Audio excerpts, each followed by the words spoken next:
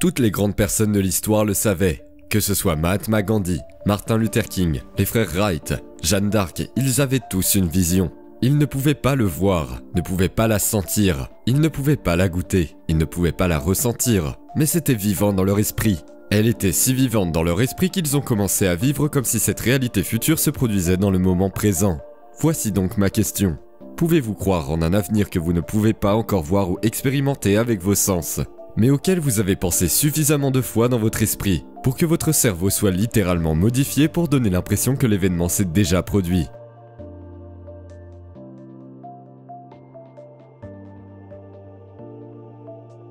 Les dernières recherches en neurosciences indiquent que vous pouvez faire passer votre cerveau d'une vie dans le passé à une vie dans le futur. Et pouvez-vous tomber amoureux de cette vision, à un tel degré que vous sortez de votre état de repos et que vous transformez la culpabilité ou la souffrance en inspiration, en joie et en gratitude, à un tel point que votre corps en tant qu'esprit inconscient ne fait pas la différence entre cet événement extérieur et ce que vous créez intérieurement, de sorte que votre corps croit qu'il vit dans ce futur au moment présent, et que vous commencez à signaler de nouveaux gènes et de nouvelles façons de changer votre corps pour qu'il ait l'air d'avoir déjà vécu l'événement. Les dernières recherches en épigénétique disent que vous pouvez changer votre corps seulement par la pensée. La raison en est la suivante. S'il y a des preuves physiques dans votre cerveau et votre corps qui donnent l'impression que l'événement s'est déjà produit, votre cerveau et votre corps ne vivent plus dans le passé, ils vivent dans le futur. Et vous allez marcher droit dans votre vision, quelque chose de nouveau que vous vouliez expérimenter. Et au moment où vous avez commencé à penser à cette expérience, au moment où vous avez commencé à contempler cette réalité potentielle, vous avez activé la partie de votre cerveau appelée le lobe frontal. C'est le couronnement de l'être humain. Il représente 40% de votre cerveau. C'est le centre créatif et il est relié à toutes les parties du cerveau. Et à partir du moment où vous vous êtes demandé ce que ça ferait d'être un leader, qu'est-ce que ça ferait d'avoir du succès? Qu'est-ce que ça ferait si cette vision devenait réalité? Au moment où vous avez posé cette question ouverte, vous avez activé cette partie du cerveau, car le reste du cerveau n'est qu'un tas de programmes automatiques. Et maintenant, le lobe frontal, le centre créatif, se réveille et il a des connexions avec tout le cerveau. C'est le PDG, c'est le patron, c'est le chef d'orchestre du cerveau. Et au moment où vous devenez créatif, le lobe frontal commence à sélectionner différents réseaux de neurones qui sont stockés dans votre cerveau à partir de choses que vous avez apprises ou expérimentées. Et quand vous commencez à penser, une question est si. Il commence à sélectionner ces différents réseaux et commence à les assembler de manière transparente et à faire fonctionner votre cerveau selon de nouvelles séquences, de nouveaux modèles et de nouvelles combinaisons. Et chaque fois que vous faites fonctionner votre cerveau différemment, vous changez votre esprit, parce que l'esprit est le cerveau en action. L'esprit est le cerveau au travail.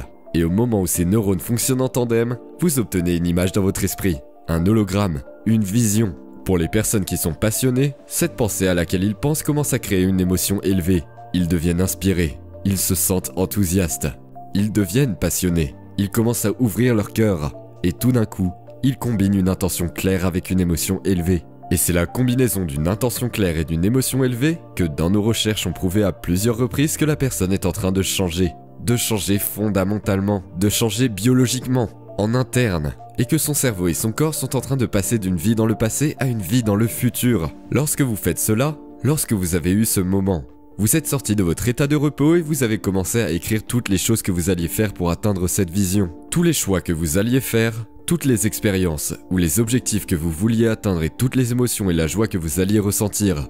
Et quand vous faisiez cela, vous mettiez le cap sur cette destinée. Et puis vous avez fait quelque chose de vraiment brillant. Vous avez écrit les choix que vous n'alliez pas faire.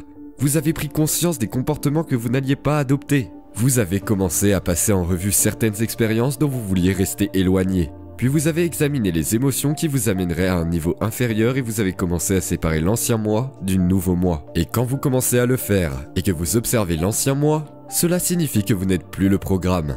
Maintenant, vous êtes la conscience qui observe le programme. Et c'est là que vous commencez à objectiver votre moi subjectif.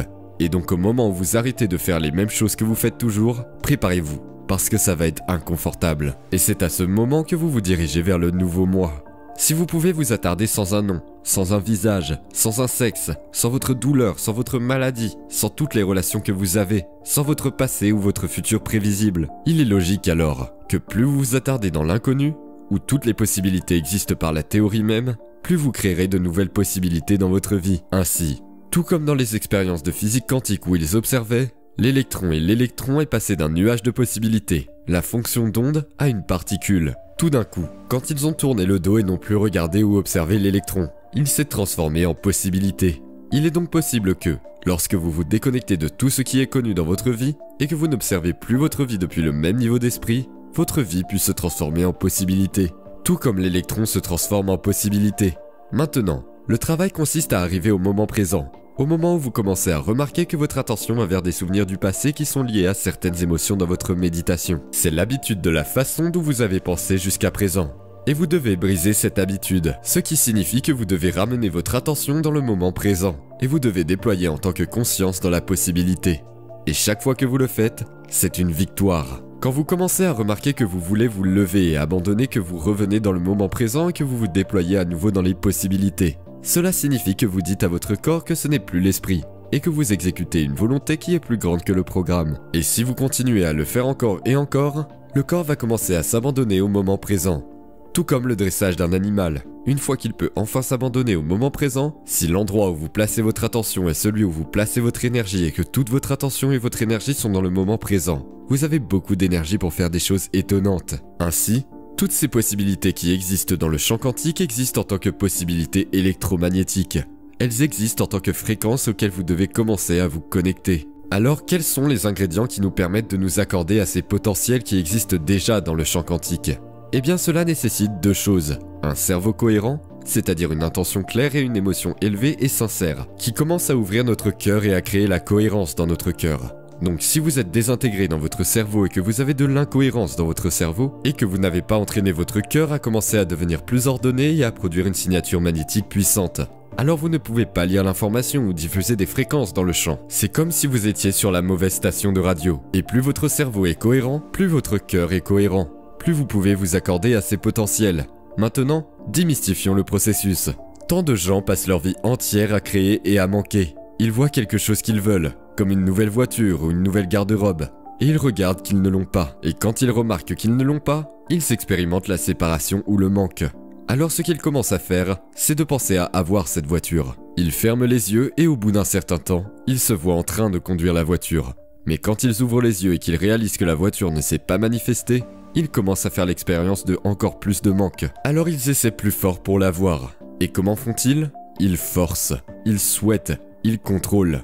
Car ils sont la matière qui essaie de changer la matière. Une fois que vous commencez à ouvrir votre cœur, une fois que l'énergie arrive à ce centre juste ici, c'est notre connexion au champ unifié. C'est le centre à partir duquel nous créons. C'est le centre de la plénitude ou de l'unité. C'est là que notre divinité commence. C'est l'union de la polarité ou l'union des opposés. Et une fois que l'énergie arrive à ce centre, tout d'un coup, comme si on jetait un caillou après l'autre dans l'eau, elle commence à créer un champ magnétique résonnant. Et ce champ peut avoir jusqu'à 3 mètres de large. Maintenant, vous commencez à vous ouvrir et à devenir plus d'énergie et moins de matière. Plus d'ondes et moins de particules. Et maintenant, une fois que l'énergie arrive ici, cette énergie peut transporter des informations ou une pensée ou une intention. Et vous pouvez commencer à poser la pensée sur cette énergie. Parce que cette énergie est cohérente avec votre guérison. Cette énergie est cohérente avec votre nouveau rêve. L'énergie est cohérente avec votre nouveau travail ou votre nouvelle relation. Cette énergie peut porter la pensée de vos rêves. L'énergie de la souffrance ne peut pas porter la pensée de votre richesse parce qu'elle n'est pas cohérente avec cette énergie. Alors, quand vous commencez à ouvrir votre cœur, à élever votre énergie et à y déposer une pensée, pensez à la pensée comme une charge électrique dans le champ quantique, et pensez à la sensation comme à une charge magnétique dans le champ quantique. La façon dont vous pensez et ressentez commence la diffusion de la nouvelle énergie et de la nouvelle information dans le champ. Et ce que vous diffusez dans le champ est votre expérience avec le destin. Ainsi, lorsque vous parvenez à créer une cohérence cérébrale et une cohérence cardiaque, que vous savez comment élever votre état émotionnel et que vous commencez à ressentir l'émotion de votre futur avant qu'il ne se manifeste, alors vous ne vivez plus en manque. Vous avez l'impression que votre rêve s'est déjà produit. Ainsi, lorsqu'il y a une correspondance vibratoire entre votre énergie et un potentiel qui existe déjà dans le champ quantique, vous n'avez plus besoin de vous déplacer pour réaliser vos rêves. Vous êtes maintenant connecté à ce champ d'information qui est connecté à tout ce qui est matériel. Et quand il y a une correspondance vibratoire entre votre énergie et ce potentiel, maintenant, tout d'un coup, vous commencez à effondrer le temps et l'espace et vous allez commencer à attirer l'expérience à vous. Et maintenant, vous n'avez plus besoin d'aller quelque part pour l'obtenir. Vous êtes le vortex de votre création. Alors pensez-y comme ça. Une pensée envoie le signal et le sentiment attire l'événement vers vous. Donc si vous avez l'intention d'avoir un avenir et que vous attendez que l'expérience se produise pour ressentir les émotions de votre richesse ou de votre liberté ou de votre nouvelle relation, alors vous envoyez la pensée. Mais vous ne ramenez pas l'expérience à vous. Voici un excellent exemple. L'Institut Dartmouth a réalisé une étude originale dans laquelle ils ont pris un groupe de personnes expertes en prière et ils ont placé 3 fioles d'ADN devant eux. Et ils leur ont dit « Maintenant, écoutez avec toute votre intention.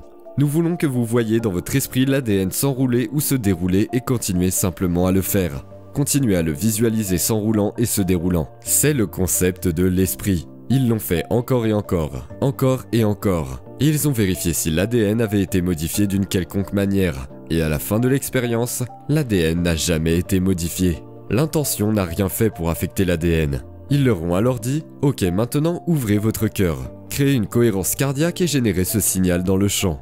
Et voyons si cette énergie commence à affecter l'ADN. » À la fin de l'expérience, ils vérifient l'ADN. Et il n'y avait aucun changement dans l'ADN. Mais quand ils ont dit à ces personnes « Maintenant nous voulons que vous voyiez l'ADN se dérouler et nous voulons que vous ouvriez votre cœur et que vous rendiez grâce pour le fait qu'il s'est effectivement déroulé avant qu'il ne se produise. » Au moment où ils ont combiné cette intention claire avec une émotion élevée, plus de 20% de l'ADN s'est déroulé dans un endroit éloigné. Une pensée envoie le signal. Le sentiment renvoie l'événement. Ou mieux encore, lorsque vous commencez à ouvrir votre cœur et à élargir votre champ, cette énergie est la servante, ou le porteur de cette pensée. Et maintenant, vous pouvez commencer à affecter la nature de la réalité. La question fondamentale est donc la suivante. Que diffusez-vous au quotidien ? Si vous terminez votre méditation et que vous combinez l'intention claire avec une émotion élevée, que votre cœur est ouvert et que vous vous sentez connecté à l'énergie de votre avenir, c'est votre travail de maintenir cet état modifié de l'esprit et du corps pendant toute la journée. Et si vous pouvez, préparez-vous. Quelque chose d'inhabituel va se produire dans votre vie. Et cela va arriver d'une manière à laquelle vous vous attendez le moins. Cela vous surprend et ne laisse aucun doute sur le fait que cela vient de votre connexion au champ. Et vous ne serez pas en mesure de prédire quand cela va se produire ou comment cela va se produire. Parce que si vous cherchez à le prédire, vous mettez un aspect connu sur de l'inconnu. Vous devez vivre dans le domaine des possibilités, dans un nouvel état d'être. Et au moment où vous dites « Je me suis frustré à cause d'un collègue, je me suis mis en colère parce que j'étais dans les embouteillages » et vous vous déconnectez de l'énergie de votre futur. Maintenant, vous êtes de retour à l'énergie de votre passé. Et ne vous attendez pas à ce que quelque chose change dans votre vie. Donc, notre travail consiste alors à être capable de réguler l'état avec nos yeux ouverts, ainsi que nos yeux fermés. Et l'effet secondaire de ceci lorsque c'est fait correctement, ce sont les synchronicités, ce sont des sérendipités. Ce sont des coïncidences qui commencent à venir à nous et nous n'avons plus besoin d'aller les chercher maintenant. Nous sommes maintenant en adéquation vibratoire avec tout ce qui se trouve entre maintenant et ce que nous serons dans le futur. Et maintenant, nous faisons s'effondrer notre futur et nous le rapprochons de nous. Maintenant que je vous ai montré comment votre esprit peut influencer votre environnement extérieur, j'espère que vous utiliserez une partie de ceci pour commencer à effondrer l'espace et le temps dans une nouvelle réalité.